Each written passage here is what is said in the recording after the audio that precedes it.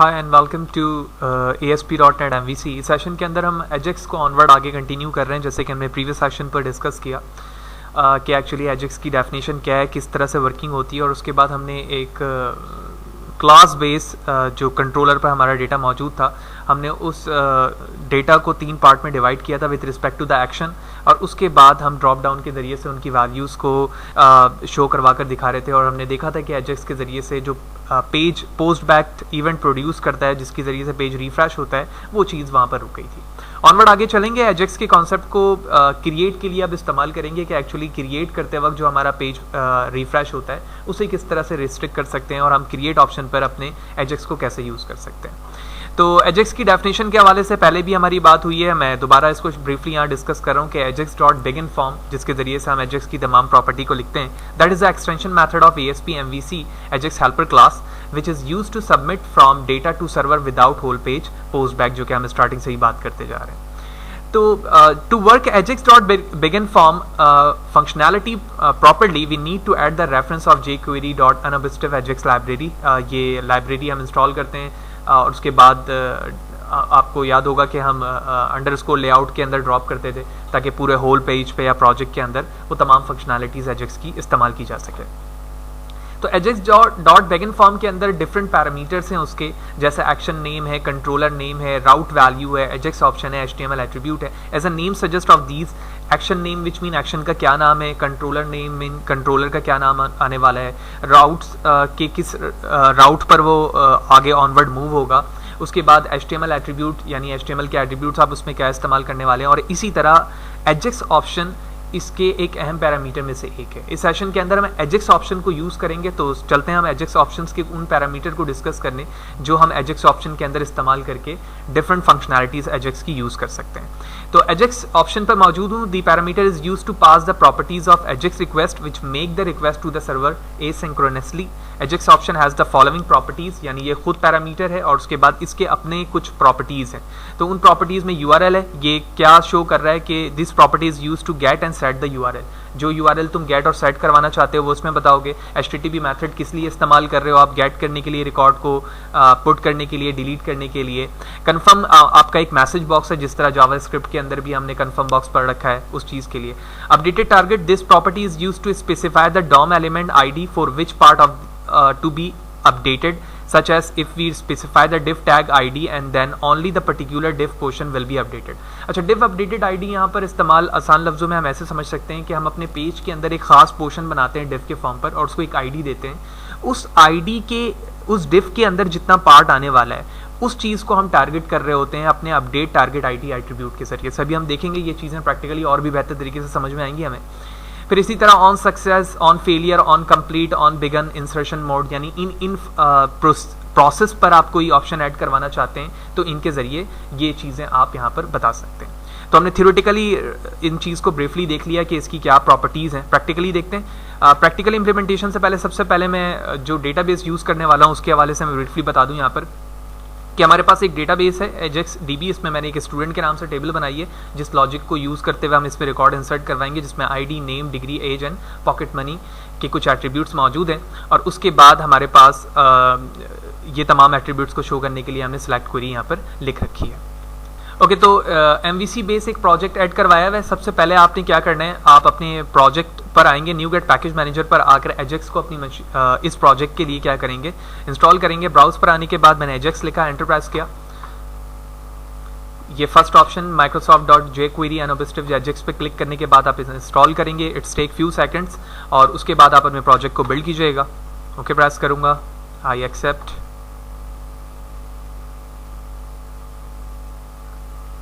Okay, build करेंगे Ctrl+Shift+B से। उसके बाद हम अपने प्रोजेक्ट पे वर्किंग वैसे ही स्टार्ट करेंगे जैसे जो आपकी लॉजिक है। तो उस लॉजिक के रिस्पेक्ट से सबसे पहले मैं एग्जिस्टिंग अप्रोच को यूज़ कर रहा हूँ, लिहाजा मॉडल पे राइट क्लिक करूँगा। It's now under process. तो ऐड करने के बाद हम एग्जिस्टिंग आइटम पर गए।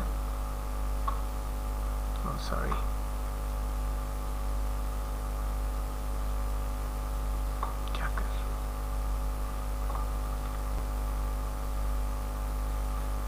न्यू आइटम पे जाने के बाद डेटा पे क्लिक किया मैंने, ADO.NET एंटिटी।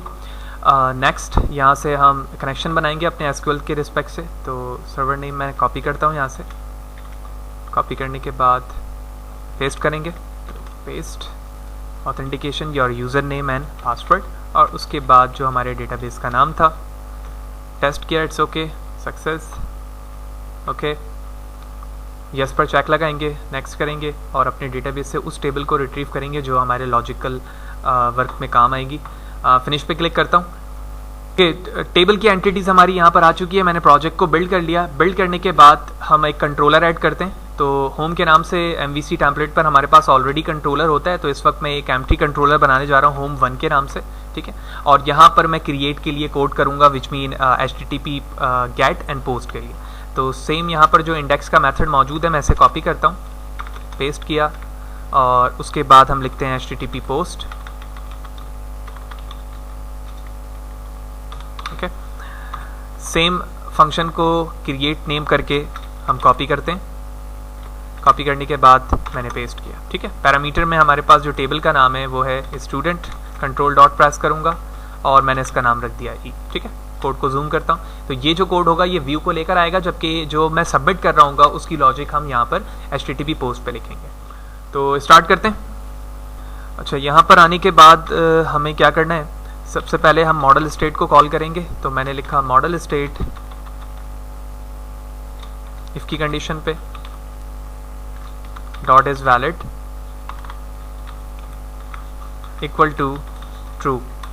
तो अगर मॉडल स्टेट हमारी ट्रू है तो सबसे पहले हम अपनी टेबल पे जो रिकॉर्ड है उसको टेबल पर इंसर्ट करवाएंगे, क्योंकि वो यहाँ पर शो नहीं हो रही। इसकी वजह ये है कि जब हमने एंटिटी अप्रोच को यूज़ किया एग्जिस्टिंग, तो हमारा जो कनेक्शन स्ट्रिंग बना है वो उसी टेबल के नाम से बना है। तो मैं इसे यहाँ से कॉपी करूँगा।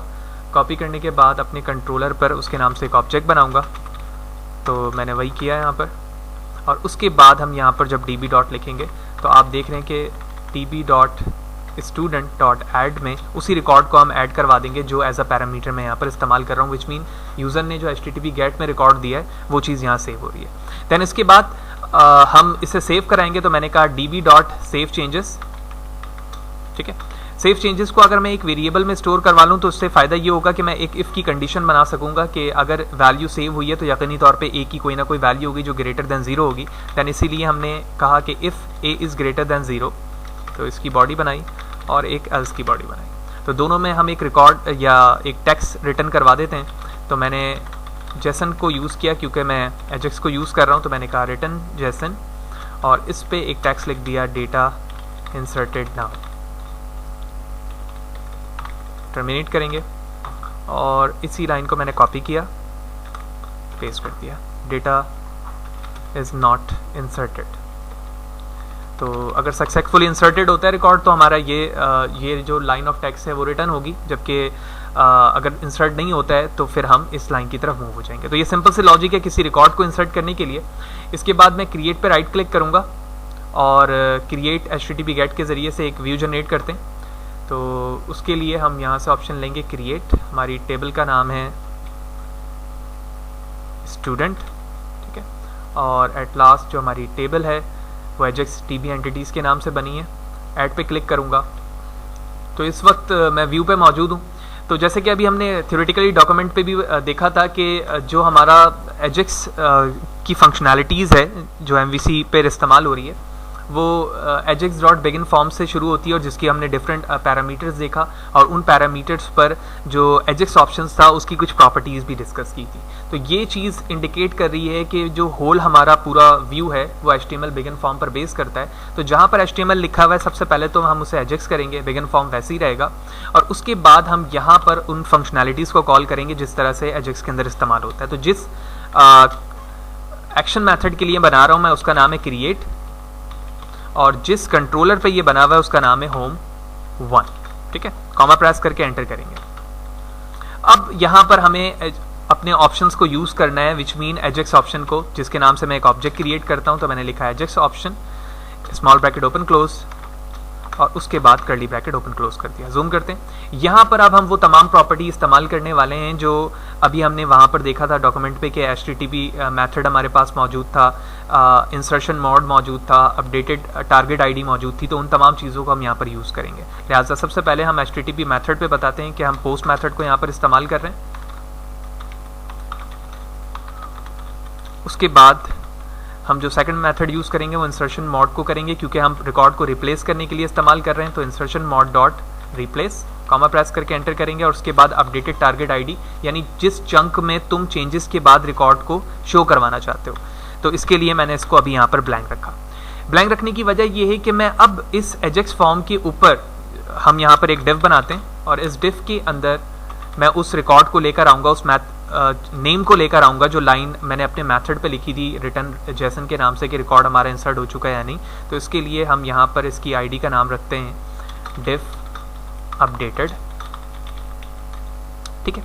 और इसी आईडी को मैंने कॉपी किया और इस इन्वर्टेड कॉमा के अंदर पेस्ट कर दिया। कंट्रोल एस करता हूँ, जूम आउट करता हूँ। तो इस वक्त मैंने अपने इस व्यू के अंदर इनेबल करवा लिया है कि मैं एजेक्स ऑप्शन की को एज अ पैरामीटर और ये तमाम जो उसकी प्रॉपर्टीज़ है यूज़ कर रहा हूँ इस डिव के लिए जब मैं अपने रिकॉर्ड को इंसर्ट करवाऊँगा। तो हम देखेंगे जब मैं रिकॉर्ड को इंसर्ट करवाऊँगा, क्रिएट कराऊँगा, तो इस एरिया पर वो अपडेटेड स्ट्रिंग लिखा हुआ आ जाएगा जिस स्ट्रिंग को हम इस्तेमाल करने वाले हैं। लिहाजा लास्टली अब मुझे जो काम करने की ज़रूरत है वो अपने लिंक को ड्रॉप करने की ज़रूरत है। तो उसके लिए हम शेयर्ड के फोल्डर पर जाकर लेआउट पर आएंगे और इस हेड के टैग के अंदर हम अपने लिंक को ड्रॉप कर देंगे। कौन सा लिंक को करेंगे? तो इसके लिए मैं स्क्रिप्ट के फोल्डर पर आता हूँ। तो सबसे पहले हम jQuery को ड्रॉप करेंगे, उसके बाद जो अनअबस्टिफ 2 फाइलें हमारे पास हम उनसे ड्रॉप करेंगे। तो this one and this one. Control S करते हैं, क्रिएट के व्यू पर वापस आते हैं, प्रोग्राम रन करते हैं और उसके बाद देखते हैं।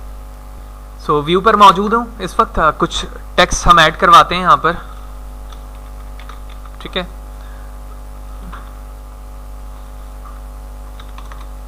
और उसके बाद मैंने क्रिएट पर क्लिक किया।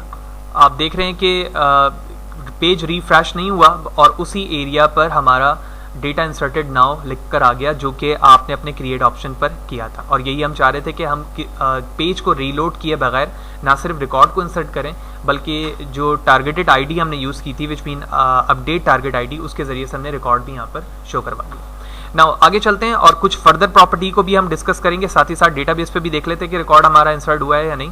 तो इसके लिए सिलेक्शन की मैंने एग्जीक्यूट पे क्लिक किया और आप देख रहे हैं कि 2 दफ़ा मुझसे वो क्लिक हो गया था रिकॉर्ड। यही वजह है कि वो 2 दफ़ा यहाँ पर रिकॉर्ड इंसर्ट हो चुके हैं। ऑल्दो अभी हम उसे ब्लैंक भी करना देखेंगे कि एक्चुअली वो रिकॉर्ड जो है ब्लैंक हो जाए जब हम इंसर्ट करते हैं। अब हम देखते हैं कि अब एक्चुअली इसकी जो फर्दर प्रॉपर्टी है वो लोडिंग एलिमेंट आईडी भी है और लोडिंग एलिमेंट ड्यूरेशन भी है। इसका मतलब ये हुआ कि अगर आप लोडिंग के टाइम पर कोई स्नैप शो करवाना चाहते हो लोडिंग के फॉर्म पर, तो उसके लिए आप आईडी और एलिमेंट ड्यूरेशन इस्तेमाल कर सकते हो। तो ये कैसे किया जा सकता है? इसके लिए मैं अपने प्रोजेक्ट पे एक फ़ोल्डर बनाता हूँ और इसका नाम रखता हूँ इमेजेस। और इस इमेजेस के अंदर हम एक इमेज लेकर आते हैं और वो इमेज मैं इस इमेजेस के फोल्डर पर ड्रॉप कर देता हूँ। ये लोडिंग के नाम से एक इमेज मौजूद है, ठीक है। ये जिफ इमेज है जो मैं चाहता हूँ कि जब हमारा प्रोग्राम इंसर्ट हो रिकॉर्ड तो इस एरिया पर जहाँ ये लिखा आ रहा है वहाँ पर वो स्नैप शो हो एक ख़ास ड्यूरेशन तक, उसके बाद यूज़र को पता चले कि वो इन प्रोसेस है रिकॉर्ड, ताकि वो मुकम्मल तौर पर समझ सके कि यहाँ पर एजेक्स इस्तेमाल हुआ और कुछ ड्यूरेशन के बाद जो काम मैं कर रहा हूँ वो सक्सेसफुली हो जाने वाली चीज़ है। ओके, तो इमेज अपलोड करने के बाद मैं क्रिएट के व्यू पे वापस आता हूँ और अब हमें यहाँ पर वो इमेज शो करवानी है जब रिकॉर्ड हमारा इंसर्ट हो रहा है। जैसे कि मैंने स्टार्टिंग पे जिक्र किया कि लोडिंग एलिमेंट बाय आईडी हमारे पास वो एलिमेंट होगा, वो टैग होगा जहाँ पर हम वो उस इमेज को शो करवाना चाहते हैं और उसकी आईडी हम यहाँ पर पास करेंगे। तो जिस तरह से आपने वो मैसेज शो करवाने के लिए डिव एलिमेंट के नाम से which mean div updated ID के नाम से यहाँ पर डिव बनाया, इसी तरह मैंने इसी डिव को कॉपी करके ऊपर पेस्ट किया और अब मैंने इसकी आईडी चेंज करके लिख दी लोडिंग इमेज, ठीक है। और उसके बाद हम एक स्टाइल की प्रॉपर्टी देते हैं ताकि डिफ़ॉल्ट तौर पे ये चीज़ शो ना हो। तो इसके लिए मैंने इसको डिस्प्ले कर दिया नन। और उसके बाद जो इमेज मुझे दिखानी है वो मैं यहाँ पर कॉल करूँगा। तो इमेज कहाँ मौजूद है? इमेज के फोल्डर पर, और ये इमेज का नाम है। उसके बाद आप इसकी विड्थ और हाइट दे दें। तो मैंने इसकी विड्थ और हाइट दे दी और उसके बाद मैंने इसे टर्मिनेट कर दिया। जो आईडी मैंने डिव के लिए पास की है वही आईडी मैं कॉपी करूंगा और लोडिंग एलिमेंट आईडी पर पेस्ट कर दूंगा जिस तरह से मैंने डिव अपडेटेड के लिए किया था। कंट्रोल एस करते हैं, प्रोग्राम को रन करते हैं और आप देखते हैं कि क्या वो दोनों चीज़ें एक्यूरेटली शो हो रही हैं जिन दोनों के लिए हमने यहाँ पर ऊपर काम कर रखा है। ओके, व्यू पे मौजूद हूँ। कुछ रिकॉर्ड और क्रिएट पर क्लिक करता हूँ तो आप देख रहे हैं कि वो इमेज यहाँ पर शो हुई एक ख़ास ड्यूरेशन तक, और उसके बाद जो दूसरा डिफ था हमारा वो भी यहाँ पर आ गया, जिससे यूज़र फैसिलिटेट हुआ कि एक्चुअली वो जो आप क्रिएट कर रहे थे या यूज़र जो क्रिएट कर रहा है वो इन प्रोसेस है, और उसके बाद वहाँ पर वो लिखा हुआ भी आ गया कि डेटा इंसर्टेड नाउ। उसके बाद ड्यूरेशन की बारी है कि आप अगर ड्यूरेशन बताना चाहते हैं यहाँ पर कि कितनी देर के लिए शो हो, तो वो चीज़ भी आप यहाँ पर ड्यूरेशन लिख कर इन टर्म ऑफ सेकंड बता सकते हैं। तो आपको 2000 लिखने का मतलब ये माइक्रो सेकंड में कि ये 2 सेकंड के बराबर है। उसके बाद भी आप देखेंगे कि वो 2 सेकंड तक वो इमेज शो होगी, और उसके बाद फर्दर वो चीज़ आगे ऑनवर्ड चले जाएगी। इसके बाद हमारे पास एक और यहाँ पर पैरामीटर है जो कन्फर्म, जिस तरह से कन्फर्म मैसेज बॉक्स होता है आपका जावास्क्रिप्ट के अंदर, वही यहाँ पर इस्तेमाल हो रहा है। तो आप यहाँ पर एज अ वार्निंग शो करवा ले सकते हैं कि are you sure to insert this record. तो एक वार्निंग के तौर पर ये उसे शो होगी, जैसे यूज़र क्लिक करेगा तो वो देखेगा कि वो रिकॉर्ड उसी फॉर्म पर डेटाबेस पर इंसर्ट हो जाएगी जिस तरह से प्रीवियसली हमारे तमाम हो रही थी। तो इसे भी रन करके देखते हैं। तो कुछ रिकॉर्ड मैंने लिखा है, क्रिएट पर क्लिक करता हूँ तो आप देख रहे हैं कि हमारे पास जो कन्फर्म बॉक्स है वो आ चुका है। जैसे मैंने ओके प्रेस किया, दोबारा ओके किया, और उसके बाद वो तमाम 2 सेकंड के लिए वो इमेज आई। उसके बाद जो नेक्स्ट डिफ था हमारे पास जिसमें डेटा इंसर्टेड या डेटा इज़ नॉट इंसर्टेड लिखा था, उसमें से डेटा इंसर्टेड लिखा हुआ आ गया। सारे फर्दर ऑप्शन जो हमने स्टार्टिंग से देखे हैं वो तमाम चीज़ें हम देख चुके हैं। अब लास्टली हम इस चीज़ पर काम करना चाहते हैं कि जब मैं रिकॉर्ड इंसर्ट कर रहा हूँ तो ये जो तमाम चीज़ें लिखी हुई आ रही हैं वो क्या हो जाए, एक दफ़ा से ब्लैंक हो जाए। तो इसको ब्लैंक करने के लिए सबसे बेसिक काम जो करने की ज़रूरत है हमें, वो जहाँ पर रिकॉर्ड लिखा जा रहा है उसको एक स्पेसिफिक आईडी फराहम की जाए। तो ये हमारा एडिटर 4 जो है यहाँ पर वो स्पेसिफिक आईडी के लिए इस्तेमाल हो रही है, विच मीन टेक्स्ट बॉक्स के लिए इस्तेमाल हो रही है। तो यहाँ पर मैं उसे एक आईडी प्रोवाइड करता हूँ। तो मैंने लिखा आईडी और इसको मैंने नाम दे दिया text1, ठीक है। इसी तरह मैंने इस आईडी को कॉपी किया यहाँ से, दूसरे टेक्स्ट बॉक्स के लिए इसका नाम मैंने ID text2 कर दिया। इसी तरह तीसरे के लिए मैंने इसका नाम 3 कर दिया, एंड सिमिलरली 4 के लिए मैं इसका नाम 4 कर दूंगा। आप कोई भी नाम मीनिंगफुल यहाँ पर रख सकते हैं। इसके बाद इन टर्म ऑफ एट्रीब्यूट की अगर मैं बात करूं तो हमारे पास जो एट्रीब्यूट यहाँ पर इस्तेमाल होगा वो होगा ऑन कंप्लीट। जिस तरह से ऑन बिगन है, ऑन फेलियर है, ऑन सक्सेस है, इसी तरह ऑन कंप्लीट हमारे पास भी एक एट्रीब्यूट है, प्रॉपर्टी है, जिसके ज़रिए से आप ये बताओगे कि जब ये चीज़ कंप्लीट होगी तो तुम्हें क्या करना है। तो फॉर एग्जांपल मैंने यहाँ पर नाम रखा क्लियर। क्लियर लिखने का मतलब ये है कि एक फंक्शन क्रिएट करने वाला हूँ मैं क्लियर के नाम से, जहाँ पर मैं बताऊँगा कि एक्चुअली काम इसे करना क्या है, ठीक है, जो कंप्लीट पर होने वाला है। तो जो क्लियर मैंने यहाँ लिखा है उसी के नाम से मैं नीचे आता हूँ बिल्कुल बॉटम पर, और बॉटम पर आने के बाद मैंने स्क्रिप्ट का एक टैग बनाया,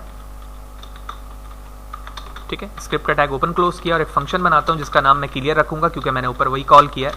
और उसके बाद document dot gate element by ID, ठीक है।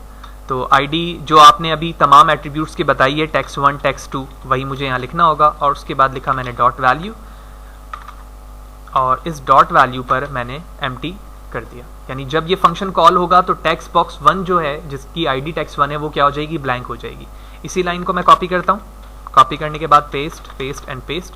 जिस तरह से टेक्स्ट बॉक्स 1 के लिए काम करना है इसी तरह 2 के लिए भी और इसी तरह 3 के लिए भी। कंट्रोल एस करेंगे तो ये जो फंक्शन है वो ऑन कंप्लीट पर हमारा रन होगा। और ऑन कंप्लीट पे किस तरह से रन होगा, जितने भी हमारी आईडीज text1 text2 और text3 के नाम से हैं, जैसे रिकॉर्ड हमारा इंसर्ट होगा इस क्लियर के जरिए से वो क्या हो जाएंगे, एम्प्टी हो जाएंगे। चेक करते हैं, कंट्रोल F5 करते हैं। ओके, तो एक और रिकॉर्ड मैंने लिखा है इस वक्त क्रिएट की व्यू पर। क्रिएट पर क्लिक करता हूँ, वार्निंग आई, ठीक है। वार्निंग के बाद ओके प्रेस किया, इमेज आई, इमेज के बाद जो डेटा इंसर्टेड है वो लिखा है। और साथ ही साथ आप देख रहे हैं कि हमारे तमाम टेक्स्ट बॉक्सेस क्या हो चुके हैं, यहाँ पर ब्लैंक हो चुके हैं, जिस चीज़ पे हमारा टारगेट भी था। तो सक्सेसफुली हमने बड़ी इंपॉर्टेंट चीज़ देखी कि एजेक्स को यूज़ करते हुए हम रिकॉर्ड किस तरह से इंसर्ट करवा सकते हैं, एजेक्स ऑप्शन क्या चीज़ है, इसके कितने प्रॉपर्टीज़ हैं और वो प्रॉपर्टीज़ किस तरह से काम करते हैं, वो हमने सक्सेसफुली इस सेशन के अंदर कवर किया। ना सिर्फ रिकॉर्ड को इंसर्ट करवाया बल्कि हमने वो ऑप्शन भी देखे कि हम किस तरह से एक मैसेज बॉक्स शो करवा सकते हैं, कन्फर्म बॉक्स शो करवा सकते हैं, या किसी इमेज को अगर हम यहाँ यूज़ करना चाहते हैं यूज़र को फैसिलिटेट करने के लिए, वो हम किस तरह से यहाँ पर कर सकते हैं।